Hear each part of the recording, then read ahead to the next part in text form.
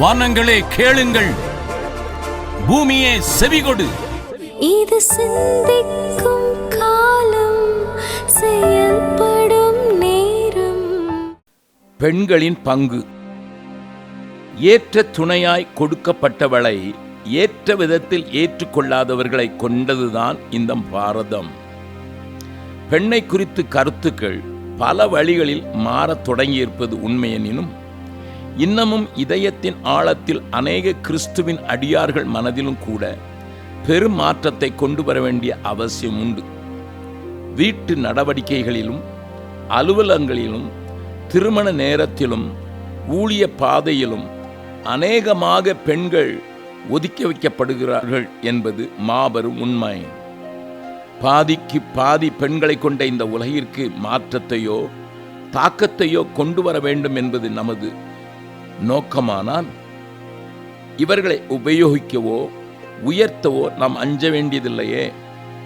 India மாற இவர்களை இன்னமும் உற்சாகப்படுத்தி முன்னேற்ற பாதையில் அவர்களை நடத்த நடவடிக்கைகள் எடுத்தாக வேண்டியது முக்கியமானது மாத்திரமல்ல, அது குடும்ப வாழ்விலும் பிரதிபலிக்க நாம் ஜெபிக்கவும் உழைக்கவும் வேண்டும்.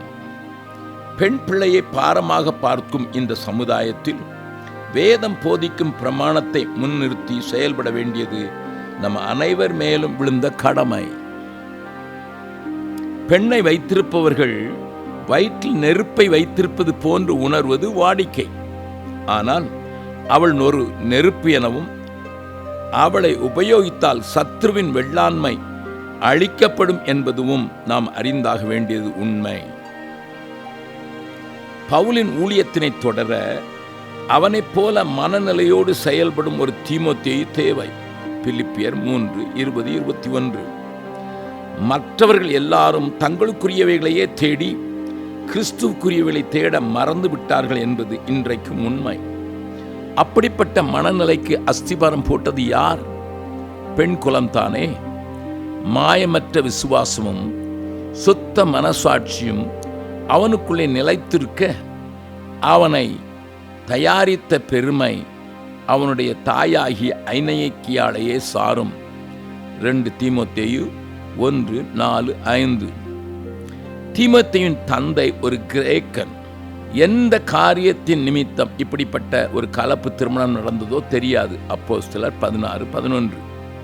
யூத பெண் கிரேக்கனை மணந்து கொண்டது காதலினாலோ அல்லது கட்டாயத்தினாலோ அல்லது சூழ்நிலையினாலோ நமக்கு சொல்லப்படவில்லை.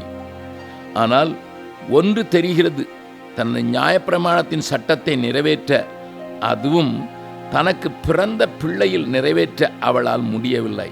அப்போஸ்தலர் 16:3. லூக்கா 2:23. லூக்கா 1:59. கலப்பு திருமணத்தின் அழுத்தங்கள் ஐனேக்கியாளை வசன வாழ்விலிருந்து அசைக்க முடியாமல் திணறியதற்கு காரணம் தன்னால் செயல்படுத்த முடியாததை மகன் தானாகவே செய்து விடுவான் என அவள் நினைத்ததினால்தான். சிறு வயது முதல் அவனை தேறினவனாக மாற்ற அவள் பிஞ்சு நெஞ்சில் அதனை போட்டுவிட்டாள். 2 தீமோத்தேயு 3:15. அது தீமோத்தேயுவுக்கு வரப்பிரசாதம் அல்லவா? சூழ்நிலையின் நிமித்தம் பயந்த ஸ்பாவத்தோடு 1 கொரிந்தியர் 16:10. பலவீன சரீரத்தோடு 1 தீமோத்தேயு 5:23. உணர்ச்சி வசப்படக்கூடிய பட்டணவாசிகளின் மத்தியில் வளர்ந்தாலும் அப்போஸ்தலர் 14:6-19. பவுலின் ஊழியத்தினை தொடரும் மகனாக மாற்றியதற்கு தாயும் பாட்டியுமே அஸ்திபார ஊழியத்தினை செய்தார்கள் என்பதனை பவுலே அங்கீகாரம் செய்கிறாரே. திருமண வாழ்க்கையின் தோல்விகளை பெரிதாக்கும் பெண்களுக்கு அவள் ஒரு சவால்.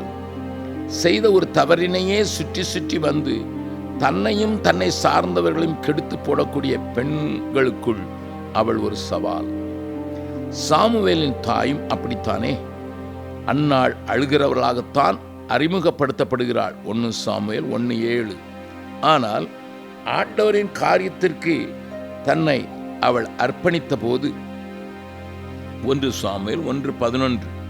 பிள்ளைக்கு பாலூட்டிய போது தேவ பயத்தையும் அவள் ஊட்டிவிட்டதினால் அல்லவோ.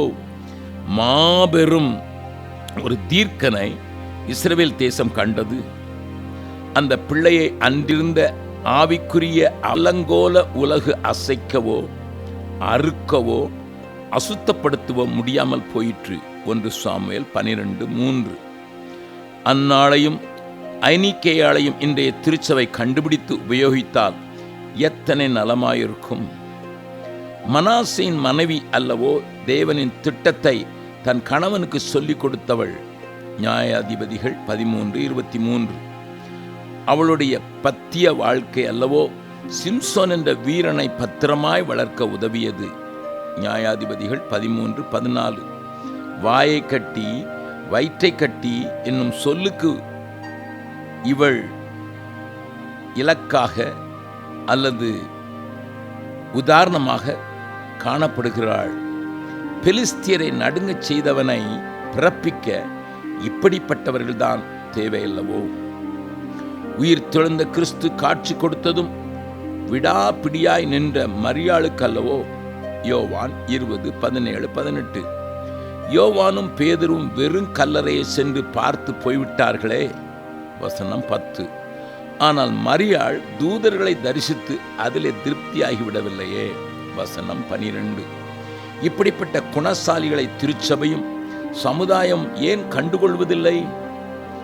குலத்தை காக்க எஸ்தரின் தைரியமும் வைராக்கியமும்.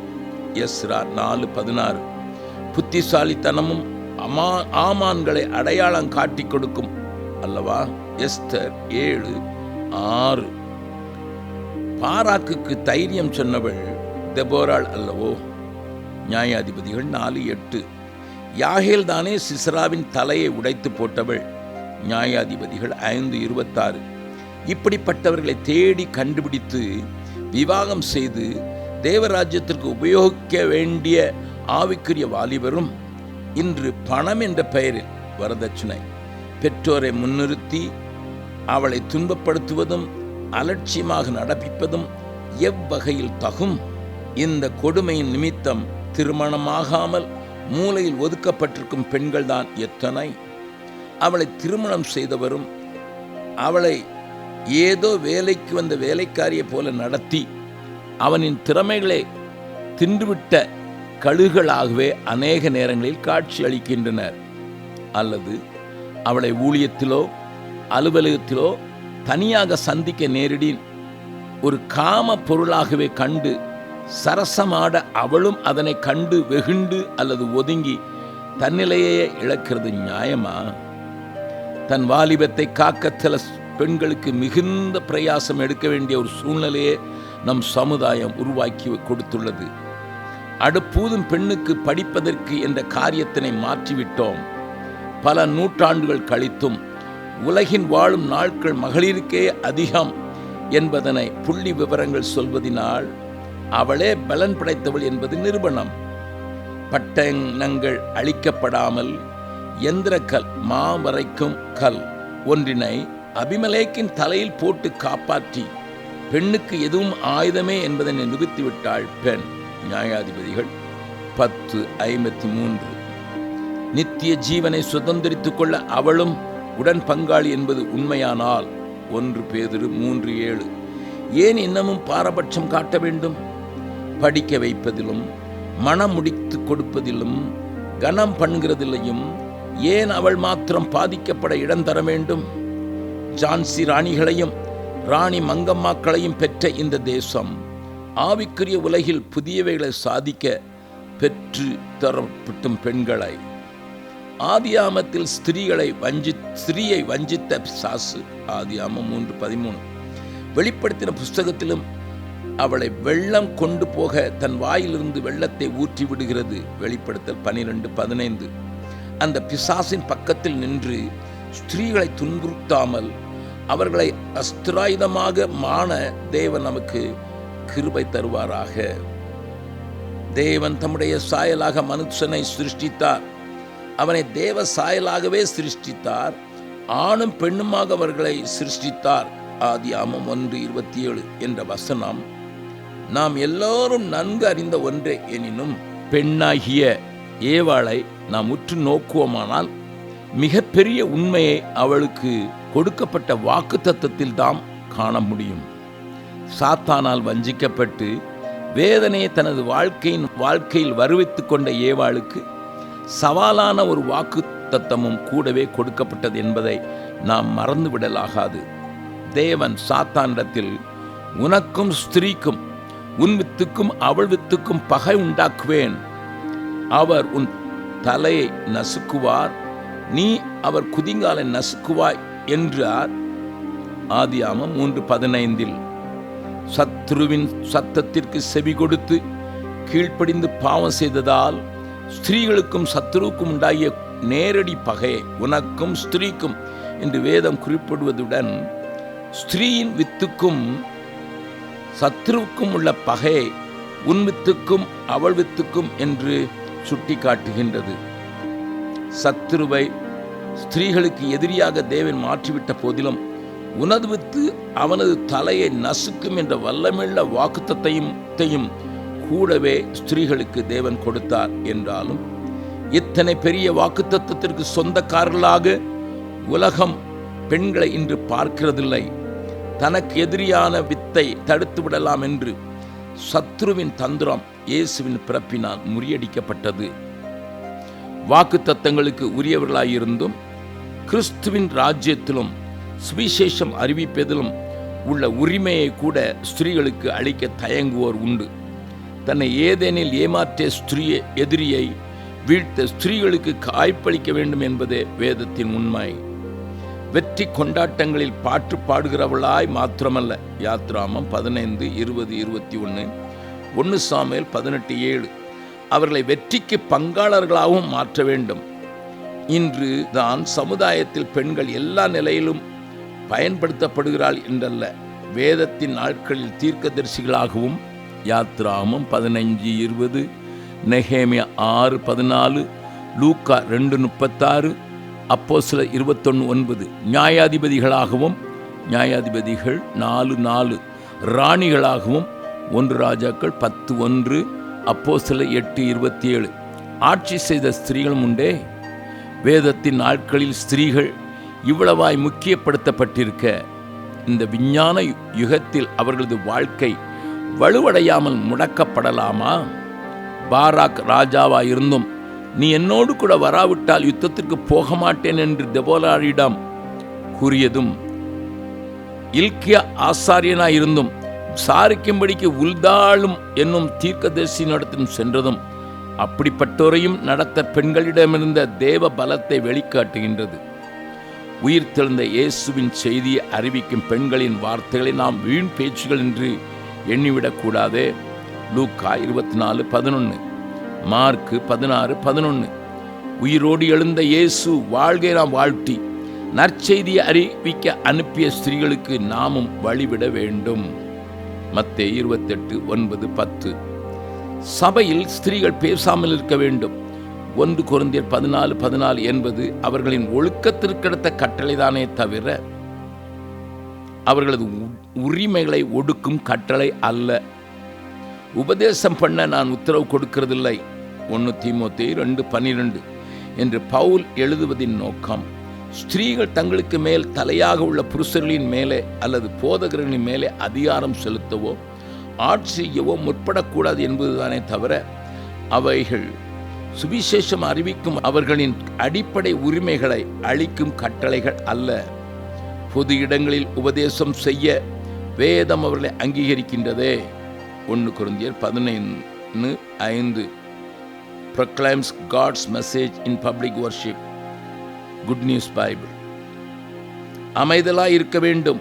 1 தீமோத்தேயு 2:12 என்பதின் அர்த்தம் ஸ்திரீகளின் அடிப்படையான குணத்தை குறிக்கவே, சுவிசேஷம் அறிவிக்கும் உரிமையை பறிப்பதற்கு அல்ல. ஆதி திருச்சபை என் ஆராதனைகளிலும் ஜபங்களிலும் பெண்கள் பங்கு வைத்தார்களே.